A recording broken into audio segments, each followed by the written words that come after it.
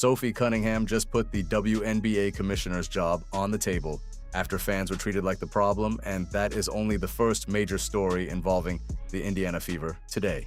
Because while Cunningham is asking whether Cathy Engelbert is the right person to lead the league into its next era, Caitlin Clark is creating an even bigger problem for the MVP voters who still want to keep A'ja Wilson at the top. And just when you think the Clark conversation could not get any louder, the ratings arrive with another record-breaking message proving why Clark is the MVP. Clark is not only changing the standings, she is changing the value of the entire league. Sophie Cunningham did not quietly suggest that the WNBA could use a little improvement. She said, "You do have to have a person in power who is bold, who is confident, who wants the best for the players and not maybe for themselves all the time." Then she added the sentence that changed the entire conversation. So, I do feel like, as a whole, that could be a position that's maybe open at the end of the year. That's right. The commissioner's position could be open after the 2026 season. It is one of the clearest public warnings an active player has given about the future of the league's top office.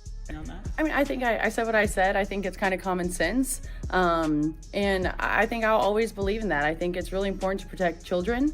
And that's little girls who are also involved in that category. And so I stand on what I said. And Cunningham knows exactly how powerful that suggestion is. Cathy Engelbert's contract is set to expire after the 2026 season, and Cunningham openly acknowledged that the final decision belongs to NBA Commissioner Adam Silver. But once a player says the position could be available, fans do not hear a routine compliment sandwich. They hear a door opening. They hear a player saying that the person leading the WNBA may not be matching the ambition of the athletes who are actually producing the league's growth. And I'm not a very political person, but I do have beliefs, I have morals, and I'll always stand on those and be true to who I am. And I think people are going to take it how they want to take it, but I've never even really said anything about that. And so when it comes just to protecting young girls in sport and women in sport, I feel very strongly about it. The timing is what makes Cunningham's demand explosive. The WNBA is not a small league asking for attention anymore. Players are demanding more revenue, better travel, improved safety, stronger workplace protections, and a larger share of the value being created around them. The league has gained new fans, new investment, bigger broadcasts, and more national discussion. But growth creates a different standard. Once the audience gets bigger, every decision becomes louder, every controversy becomes more visible, and every failure to protect players or fans becomes part of the league's public identity. You know that most people in the LGBTQ plus community don't necessarily agree with trans individuals who want to compete against women themselves? Cunningham has spoken publicly about women's sports, and her comments have created both support and backlash. Rallies have appeared outside WNBA arenas. In one incident, two teenage fans holding signs supporting Cunningham's position were confronted by a team owner, and the league later suspended that owner from attending 5 home games. In another incident, 2 female fans at an Atlanta game were reportedly told to cover shirts supporting Cunningham's message. The WNBA later said that should not have happened. Now the story moves from the commissioner's office to the MVP race, because the loudest force behind the WNBA's growth is also becoming impossible to ignore on the court. Caitlin Clark is no longer merely trying to get back into the conversation after missing time and dealing with the expectations that follow her everywhere. She is building a case that combines production, creation, team success, and influence.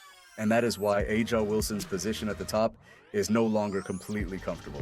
And it's clear and obvious that she's the face of the WNBA. And now it's becoming even more clear and evident that she is taking over the WNBA MVP race over A'ja Wilson. Take a look at this here. The Indiana Fever have officially passed up the Las Vegas Aces in the WNBA standings. And let's be clear about A'ja Wilson. She is not a fake candidate, and she is not being pushed aside because the conversation suddenly became popular. Wilson is one of the most dominant players in the league. But MVP does not always mean the player with the most impressive isolated numbers. It means the player whose value is most difficult to replace. That is where Clark's argument becomes increasingly dangerous for every voter who wants to end the discussion early. Clark's numbers are already strong enough to stand on their own. She is around 22 points and 8 assists per game, and she has been operating the engine of one of the league's highest scoring offenses. She is not just finishing possessions, she is beginning them. She brings the ball up, manipulates the defense, creates open shots, controls the tempo, and turns a possession that looks broken into a quality attempt for someone else. That type of value does not always appear in one viral clip, but it appears in the scoreboard, the assist total, and the way Indiana's entire offense changes when Clark is on the floor. The argument for Clark becomes even stronger when Indiana starts beating teams that were supposed to sit above them.